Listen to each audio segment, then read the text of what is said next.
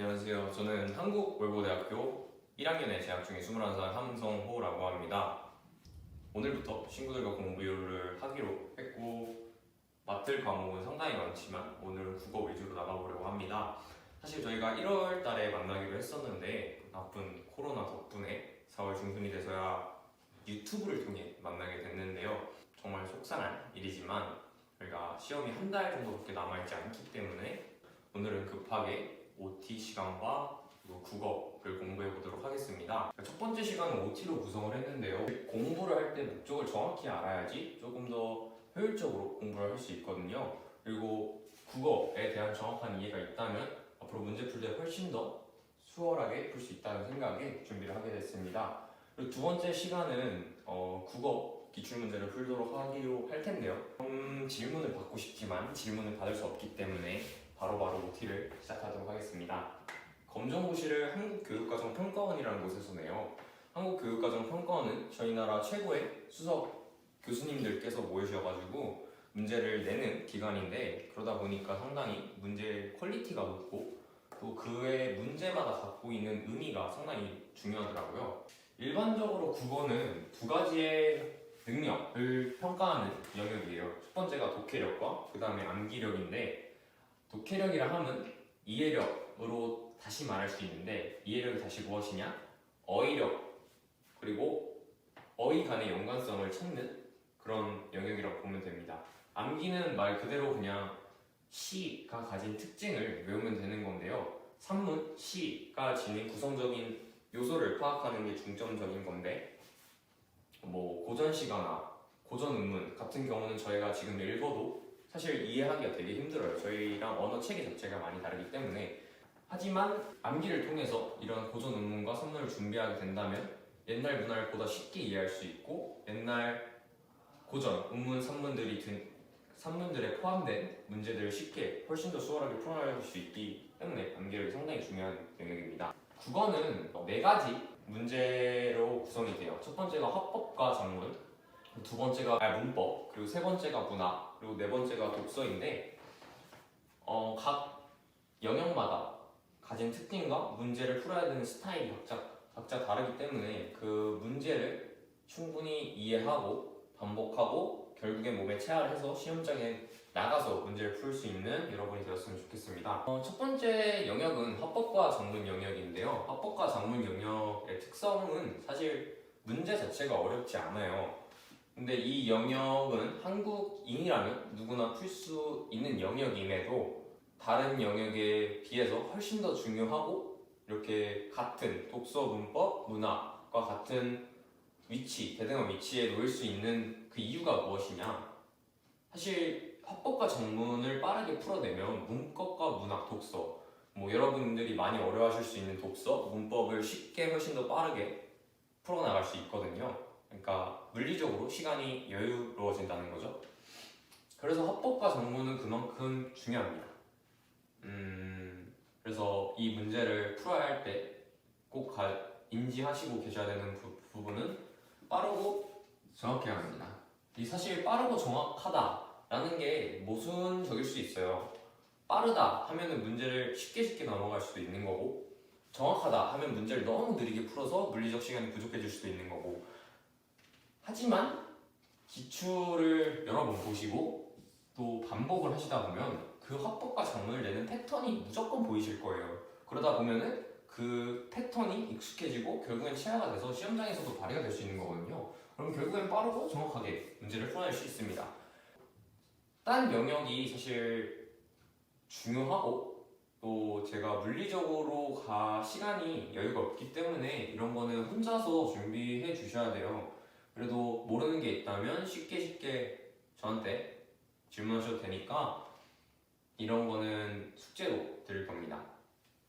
그리고 두 번째 영역은 문법이에요. 사실 저는 문법을 보고 정말 깜짝 놀랐거든요. 이게 고등학교 기본교육과정에 포함된 내용임에도 불구하고 딱 보고 수준이 꽤 높네 라는 생각이 들었어요. 조심해야 될 점이 뭐냐면요, 그 문제를 딱 줬을 때 문제의 지문을 읽고 이미 문제가 무엇을 요구하는 것이다 라는 캐치를 정확히 해야 돼요. 이해를 하시고 꼭 숙지를 하셔야 됩니다. 그리고 그 이해와 숙지한 내용을 가지고 선지에 적용하셔서 차근차근 풀어나가 보면은 문제는 풀 수 있게 해놨더라고요. 그래도 만약 조금 더 쉽게 빠르게 풀어내기 위해서는 당연히 배경 지식이 필요해요. 이 배경 지식은 여러분들이 가질 수 있는 게 아니고 공부를 해야 가질 수 있는 거기 때문에 사실 제가 채워드리면 되는 부분이거든요. 그래서 뭐 문법 풀 때 어렵다 하시지 마시고 제가 가르쳐 드리는 내용을 바탕으로 충분히 반복하시고 또 집에 와서 공부하시다 보면은 문법도 꼭 수월하게 넘어가실 수 있다고 생각을 합니다. 세 번째는 문학이에요. 문학은 두 가지 요소가 있거든요. 첫 번째가 현대문학이고 두 번째가 고전문학이에요. 현대문학이라 하면은 정우승 시인 아니면 이태식 교수님 같은 분들이 쓴 현대소설, 현대시, 현대선문 그런 요소들로 또 구성이 되는데 현대시는 사실 한국인들이 보면은 고전 약간 문법 뭐 그런 식으로 구성되어 있는 게 아니라 저희 현재 사용하고 있는 언어로 구성되기 때문에 봤을 때 상당히 이해가 보다 쉬워요. 보다 쉽다는 건 고전이 너무 어렵기 때문에 보다 쉽다는 거고요. 약간 어려울 수 있어요. 이런 함축적 의미가 적기 때문에 바로바로 현장에서 풀어내실 수 있을 거예요. 딱히 큰 문제가 될 것 같지는 않더라고요. 근데 제가 보면서 조금 더 문법과 비슷하게 놀랐던 게 고전인데 딱 보고 정철의 관동별곡이 있더라고요. 근데 관동별곡 같은 경우는 뭐 현대에 와서도 모든 수험생들을 괴롭히는 시가거든요. 한 7장, 8장으로 구성되어 있고 한자가 많고 또 우리나 현재 사용하는 어휘책이랑 많이 다르기 때문에 봤을 때 어려울 수밖에 없어요. 그리고 물론 지문을 읽고 문제를 풀어내라면 천천히 대입하면서 풀 수 있겠지만 또 시간이 안 되잖아요. 그래서 무조건 배경 지식을 빌려야 된다. 또 암기하라는 소리죠. 결국엔 다시 말해서 암기가 중요한 요소니까. 하지만 저는 최대한 쉽게 그 배경 지식을 가르쳐 드릴 예정이고 잘 그냥 따라오시면 너무 무책임한 것 같지만 잘 따라오시면 잘할 수 있다고 저는 믿습니다. 이거 독서. 저는 독서를 많이 걱정을 했어요. 엄청 어려운 게 나오지 않을까. 하지만 여기서 이미 수준이 어느 정도 높았기 때문에 독서가 상당히 수준이 낮더라고요. 그래서 제가 지금 목표로 하는 거는 시험 시간 중에 헌법과 문법과 문학을 그냥 가장 빠르게 풀어내고 그냥 독서를 천천히 푸세요. 읽고 한 문장 읽고 그냥 문제 풀기, 문제 하나 풀기, 또 문제를 읽고 또 모르겠으면 그냥 지문 가서 한 번 더 읽기. 이걸 빨리 풀면은 충분히 이걸 대입해서 문제를 풀 수 있기 때문에 크게 문제가 될 거라고 생각은 하지 않아요.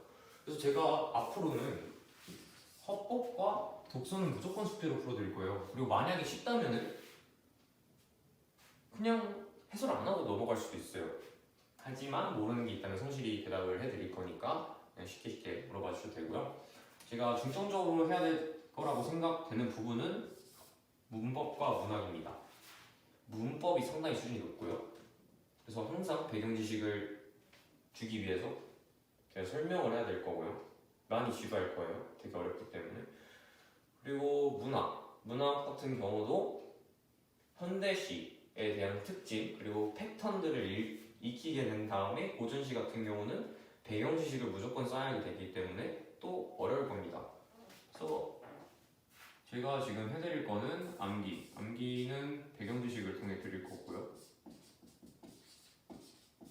독해력은 어휘간 연관성을 찾는 거기 때문에 이건 문제를 직접 풀어가면서 해결해 보도록 하겠습니다. 첫 번째 OT는 끝났고 두 번째 시간에는 문제를 직접 풀어가면서 또 해결해 보도록 할게요.